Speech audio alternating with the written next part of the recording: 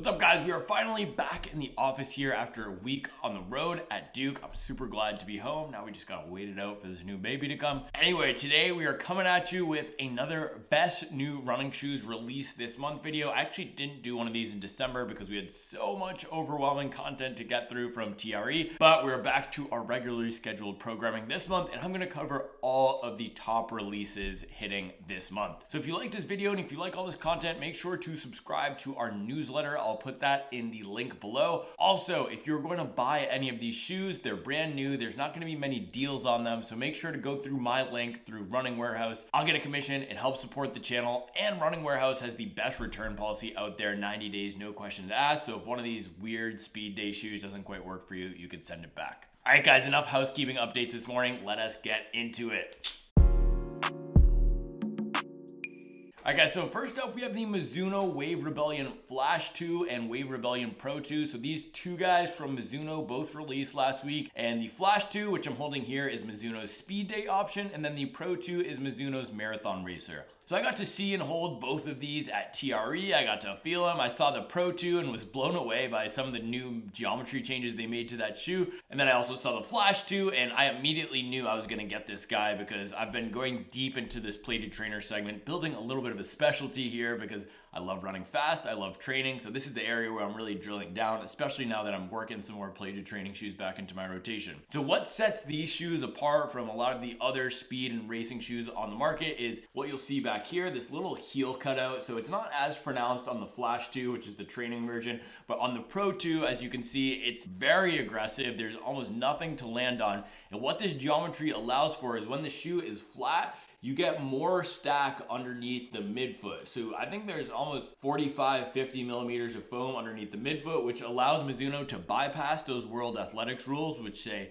you can only have 40 millimeters of stack in the heel. So they do only have 40 millimeters of stack in the heel in the Pro 2, but because they have that cutout, it allows them to stuff more into that midfoot, which makes it a really bouncy option for midfoot and forefoot strikers. That is going to be the key thing with these two shoes though, both the Flash 2 and the Pro 2. I got some miles in the Flash 2, and it really does reward a forefoot midfoot strike best. I would compare the Flash 2 most to a shoe like the Adidas Takumi Sen, where it's not a plated trainer like the SD Trainer V2 or even the Boston 12, where you're going to want to get a lot of daily training miles in it, or the Endorphin Speed 3. It's a shoe like the Takumi Sen, where you're going to want to use it for those fast track days, any days where you're really running with strength for those shorter efforts. Pro 2, on the other hand, that's going to be a shoe like the Alphafly, really optimized for forefoot strikers, but if you can run with strength for a half marathon or marathon, going to be a really great option.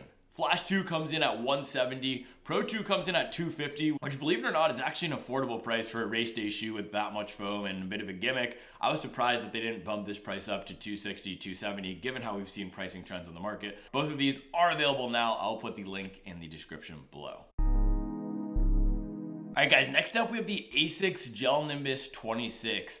Now, I'm holding the Asics Gel-Nimbus 25 right here. I am not planning to buy the 26, and I haven't covered it very much on this channel at all. The last time I talked about that shoe, I think, was when I did the preview when those pictures leaked back in 2023, November. I actually took that down because Asics copyright struck my channel for my preview I did of the Nova Blast 4. Anyway, the 26 is extremely similar to the 25. They've sculpted the midsole foam a little bit differently. When I was down at TRE, they highlighted 3 of the key changes they made to the shoe. There's minor things with the laces. They revised the outsole foam a little bit, tried to make it a little bit more of a durable shoe, but overall, maybe 10% of it is changed from the 25. It is a solid shoe. The 25 was a nice, soft, cushioned shoe, really pampered the legs. Not the most durable for me and some other runners out there. The foam gave out at about 250 miles. If you're a lighter runner, you might be able to get some more miles from it. All that is to say, if you want the Nimbus, I would go for the 25. You can find it for $120 right now versus the 26, which is brand new for $160. Those changes do not justify a $40 price premium. So I'll put the link to the 25 and the 26 below.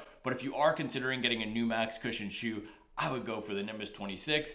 And if you do want to spend that $160, I would actually go for the New Balance 1080 V13. That is my preferred shoe in the max cushion soft category right now. I've gotten a ton of good miles out of my 1080, and at $250, it's still going and going. So that's a better buy at that $160 price point. But if you do like Asics, if you do want the ultimate comfort cushion and you're not too concerned about those durability issues that I mentioned, go for the 25 at $120. Alright guys, next up we have the infamous Nike Alphafly 3, which released January 4th. Now this dropped in the Proto colorway at the top of the year. I know some of you had some luck with it, some of you didn't. I'm suspecting that we'll start to see some more pairs of these go on the secondary market as runners get some miles in them, decide whether they want them or not, and we will also see another colorway of this release, which I'm not a huge fan of. It's the highlighter pack colorway coming in April. But we have this white Proto here, super clean, released January 4th. I now have about 50 miles in it. In my initial review of the shoe, I said it was a lot more aggressive than some of the other marathon racing shoes out there on the market, which I still do believe is the case. However, I did an 18 miler a few days ago at a slower pace, and I started getting along with the shoe a little bit more. Granted, I was on a softer surface track. If any of you guys out here in the Carolinas have run on the Tobacco Trail at all, I did an 18 miler out there. It was complete sufferfest. I went into it under-fueled. I violated my cardinal rule of training not to go into a long run under-fueled, but I didn't have a choice. I needed to do my long run before I got home and after Duke. Anyway, the Alphafly is a really fun option to run in if you're going to be running fast, if you don't anticipate that you're going to be heel striking toward the end of a race. I would recommend it for faster runners. If you're targeting a sub 3 marathon, this is probably one of the best shoes on the market to do it. Comes in at $275, which is a bit of a price premium over the market standard, which is $250 to $260 right now, but you are getting these Zoom Air units up in the heel, the carbon fiber plate. It's a really bouncy ride. So if you want the ultimate for half marathons or marathons for fast running, this guy is it right here. Stay tuned for later this year. We are going to see a lot more colors start to pop up in the spring and summer, but I did want to highlight it in this roundup because it did come out January 4th. Oh, one last thing. I did have a serious update about the Alphafly 3 that I wanted to include before it got too late. Guys, I know On gets a lot of hate for the Rock Catcher 5000, but we got a new one here on the Alphafly. For the whole last, I don't know, 10 miles of my run, I heard something shaking. I thought maybe one of the pods burst, but then it turns out there was literally a rock just jiggling down here on the bottom. Rock Catcher 5000, that's what we're gonna call this one, the Alphafly. Alright guys, next up we have the Saucony Omni 22. Now the Omni has been one of Saucony's traditional stability franchises over the past few years, and in the 22 we see them making a pretty big update to the shoe. They've added more of a rocker here, but it still has that power run foam. So I'm actually really interested in this shoe. I think I might buy it as my Saucony Endorphin Shift replacement, and because we had a few runners here on the channel who are keen stability runners, tell me that this is a shoe that they're interested in getting my thoughts on. So if you need a traditional stability shoe, you don't like super soft foams, this might be a good option because it has the firmer power run in the Shift 3 and in the guide. It has a little bit of a more structure to it than some of those other foams that we see out there, but it's not gonna be super stiff and uncomfortable like some of those Hoka shoes can be. I've had a few runners tell me recently about some negative experiences they've had with the Hoka stability shoes. I've only had great experiences with this Saucony Power Run. So this one comes in at 10.1 ounces. It's got a heel stack of 35, a forefoot stack of 27. It puts it right in that sweet spot for drop, 6 to 8 millimeters. That's what I found most runners get along with. So if you do need a stability shoe with a moderate drop, a little bit of a rocker, this would be a really solid choice. I'm hoping I can get one in for testing maybe February, March. There's not too many new exciting stability options coming out right now. I will highlight the next shoe, which is a stability one real quick. I have a lot of max cushion recovery style shoes right now that I'm trying to work through, so I don't have a place for it right now. But hey, if you guys want to try it and let me know your initial thoughts, it is on sale right now for $140, which is a really good price given that a lot of the cushion shoes in the market are going up to that $150 and $160. Alright guys, next up we have one more stability shoe before we close out the roundup with a daily trainer, and that is the Hoka Arahi 7. So the Arahi is Hoka's tried and true stability shoe in the lineup. They have the Arahi, which is the stable version of the Clifton, if you will, and they have the Gaviota, which is the stable version of the Bondi. So if the Clifton is the vanilla ice cream of the running world, then the Arahi is the vanilla ice cream with whipped cream. And that whipped cream that you're going to be getting on the Arahi 7 is the J-frame. So J-frame is Hoka's stability tech that they put across the Gaviota and the Arahi. It wraps the foot. It's a little bit of a firmer piece of foam.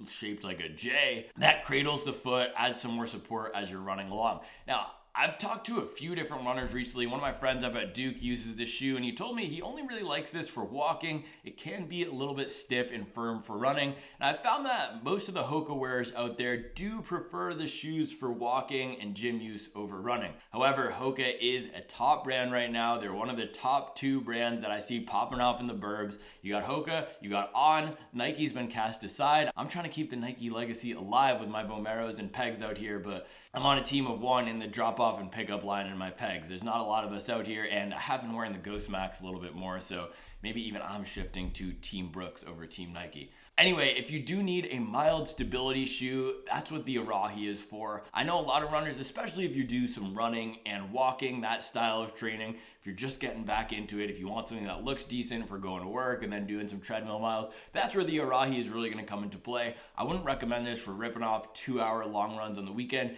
You have much better stability shoes on the market for that right now, like the Kayano, like the Omni, like some of the other new Sauconys that we're going to have coming out this year, the Guide 17. But if you want one of those hybrid casual running shoes, then that's what the Arahi is for. It's almost like the stability version of the Pegasus, where the Pegasus, you have that neutral running shoe that's great for everything. That's where the Arahi is going to come in for the stable side of the house. So it's available for pre-order right now. I'll put a link in the description below, and it's coming in at a price point of $145, which is the same thing as that neutral Clifton. All right, guys, last year to round it out, we have the Saucony Ride 17, which is the brand's all new revised daily trainer. So the Ride has long been Saucony's traditional daily trainer in this category. It used that Power Run foam. However, in version 17, they've shifted it to Power Run Plus. Now, whenever I talk about Power Run Plus, I need a visual aid, and my visual aid today is going to be the Triumph 20. So you can see here, you have these beads. It is a beaded TPU foam. All throughout the foam, you can see these little pellets. They've been expanded during the manufacturing process. So this foam is super bouncy. It's super durable. I have 350 miles on my Triumph 20 right here, and it is still going. It's gonna keep going like Larry June. It is a hardy foam, and I absolutely love running in this thing. TPU is also very resistant to temperature changes, similar to PIBA and unlike EVA. I was talking to my guy Jeff via email this week, and he was telling me he needs something else for long runs because the Ride 15 is a little bit too firm when it gets cold. So the Ride 17 is not going to have that same issue. Yes, it did go up in weight, but what you are getting from this heavier, more durable TPU foam is going to be a more resilient ride across all temperatures. Now, if you already have the Triumph 20 or 21 like I do, I would go ahead and skip the Ride 17. That's one of the reasons why I did not pick up the Ride 17 for testing. I have 350 plus miles in this foam. The Ride's not going to be too different from what we're already getting in the Triumph. However, when the Triumph 22 comes out, which is going to have that Power Run PB PIBA foam, that is going to be a must buy for me to see how that unplated full stack of PIBA does. But if you want a nice cushion daily trainer, a little bit on the firmer side, but with a bouncy ride, very durable, then Ride 17 is going to be a great choice at $140. That's also a great buy for the foam you're getting. It's a workhorse style shoe that has a little bit more of an exciting ride than rides we've seen in the past. All right, guys, there we have it. Those are the best new shoes that were released in January 2024. Let me know what you are going to pick up. Also, let me know what shoes you want me to review that I haven't gotten in the house yet. And if you think I should pick up any of these that I said I'm going to pass on, maybe we can get 1 or 2 of them in the house. I don't know. All right, guys, as always, thanks for watching. I'll be back tomorrow with another video.